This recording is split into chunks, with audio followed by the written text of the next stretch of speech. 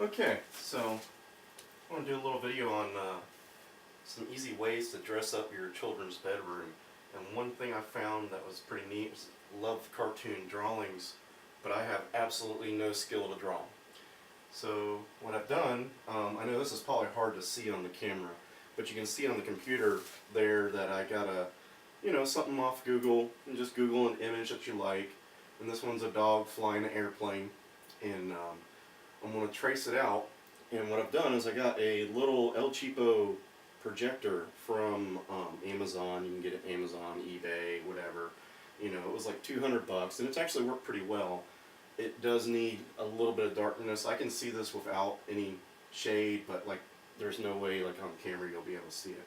So all I do is I go through and I find the lines, and just like you did in school, you outline it with what I'm using is just a pencil, and just go around, outline it. This one's a little more detailed with different highlights, so that's going to be something I'm going to have to deal with here a little bit. But you're going to just go around, and the good thing about cartoon drawings, they got like the black lines and stuff, so it's kind of like a little coloring picture from when you're a kid, and I usually just go around and I'll write, like this is green, that piece is red, the dog has got brown ears and stuff, so I'll put like a B there, so when I go to paint it, I'll know exactly what color I'll have to paint, because if not, it's just like a whole bunch of lines here. But you just follow the lines, and it comes out really well when it's done. It's actually pretty amazing. And what I also do too is after I paint it all, I'll come back in with a black paint and a thin brush and paint all the lines black so it's more defined, just like it is in the picture here. I've seen also too, I was at a doctor's office and I seen they did kind of the same thing, but they used magic marker, and I thought that was actually kind of cool, because sometimes the little paintbrushes can be a little finicky, especially if you get certain paints and stuff. So the black magic marker may work really well. I haven't tried that yet. I may try that on this. But you just go around. This is kind of the boring part. It's actually kind of neat though, because once it's all done, you get to see the end product. And it turns out really well. And like I say, no true artistic talent is needed for this part, which is kind of neat. I'm not good at drawing. I'm going to label this green. That's white. That's red. Alright, that's kind of like that. And just abbreviate. There's like a shadow line going across the center here. So I'm going to try and mark that out so that I'll be able to do that later. Of course, that did not come out straight at all. But I'll straighten that out when I get back to it here. But it's just supposed to be like a reflection. Kind of reminds me of Bob Ross and the Happy Little Trees. But this is a really interesting way that I just kind of stumbled upon when we were doing our son's room. And I thought, well, next time we gotta do it, I'm gonna find some interesting but not too difficult drawings. I found that out. There was like a barn I did on the other one, and that thing took me like 2 months of little spare time. Thank God he wasn't born yet. But going through there and painting with a brush, because it was over the blue, and the paint I bought wasn't like the primer in one and paint in one, so it kind of bled through. So I definitely do that. Is like when you don't need a whole lot of paint to do this. So I would get the all-in-one sample paints. Those things are usually pretty cheap. So we'll just go around, pencil it all in. Black, brown, BR, and you just try and have fun with it. It will, the more artistic talent I guess you have, the better this is going to come out. Like I say, I'm not an artist, so course, right at this moment, you can't even probably see what I'm doing. So you'll just kind of have to trust me that it comes out good. So, here we go. And one thing, you know, my wife and son are away, so I'm able to do this because this stuff, you know, you're painting, you are going to get, you know, those odors and whatnot. Oops. So, get doggy's eyes here.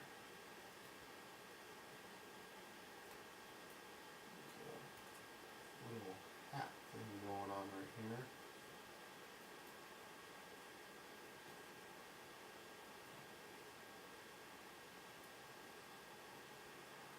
Little nose.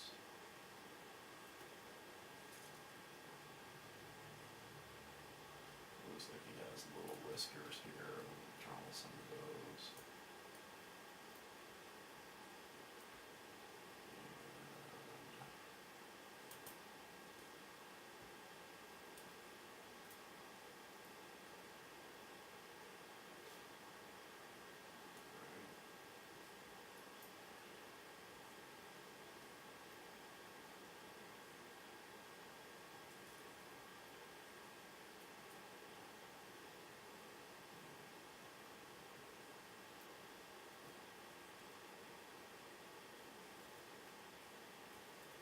There we go.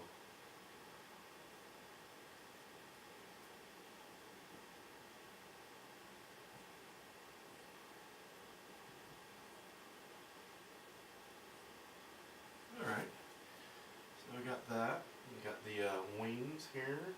You kind of, the good thing is too, like you can just block the light and see if it kind of makes sense. If you're missing something, like I'm missing part of the bottom of the tail right here, you know, you just block the light and you can see if there's a line there or not. So that's there. And it gets a little different shades of green. So I'm going to mark that dark green, you know. And let's see here, we got to make the propeller. It's kind of neat in the fact that, like all the other lines, I'm not making them bigger or smaller, but on the propeller here, you probably see it on the, it gets fatter at the bottom for this little swirl mark to make it look like it's spinning. So a detail like that, you will definitely want to incorporate into the line. These right here, I'm just making a single line. I'm not making them fatter or anything like that. But like here, this is like a thing that shows definition, so that you gotta definitely pay attention to. Okay. There we go.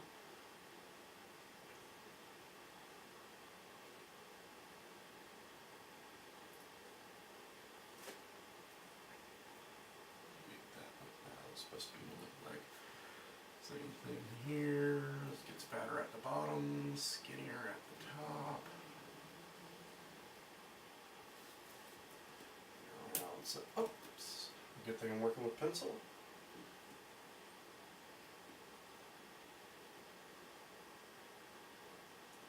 It kind of like makes little disappearing marks, so I'll just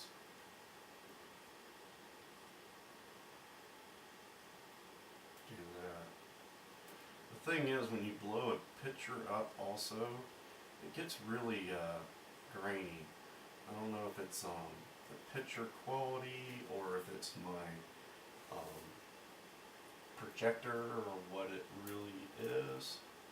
It's probably the projector. It's, like I say, it's a cheap one, so it doesn't have a whole bunch of pixels and stuff like the other ones do.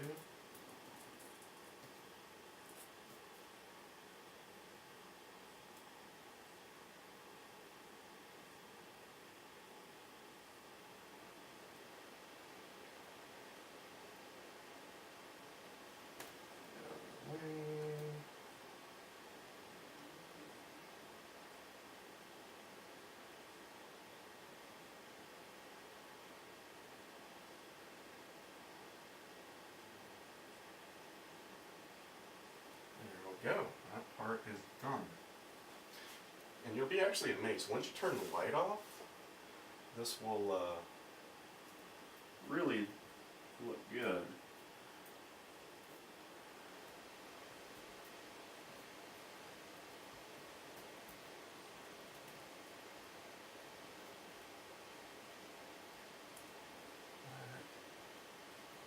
Oh, and there's one problem too.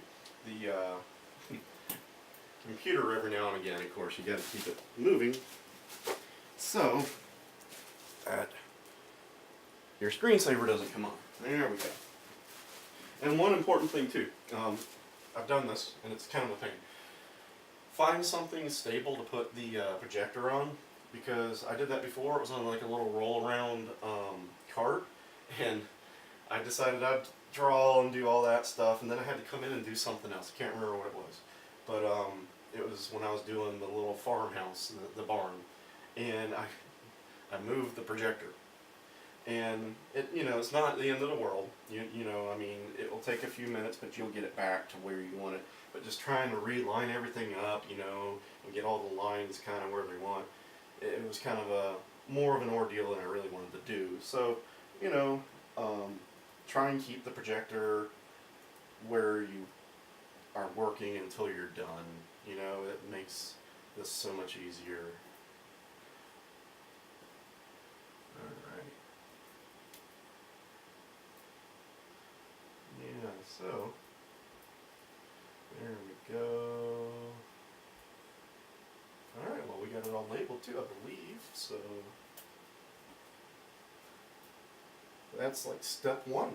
The next thing to do is to come around and probably define my lines more. I can come through with black paint and define them, or you can try and paint up to the edge of the pencil line, and then put the black paint around it. So I guess it all depends on how good you are at making a straight line. If you're the person that could color within the lines when you're a kid in school, you could probably go around and paint the black lines and get it right up to there, and then just come back with the, we'll paint the black line first and then paint up to it. I'm not that good, so what I did on the last time was I painted the colors because I knew I'd get a little funky around the edges, and then came back with the black to make the lines more defined. So that's kind of all, I guess, personal preference. It doesn't really matter either way. It will all work out in the end. But, I'll get to work and do some of the other stuff so we can see how it comes out.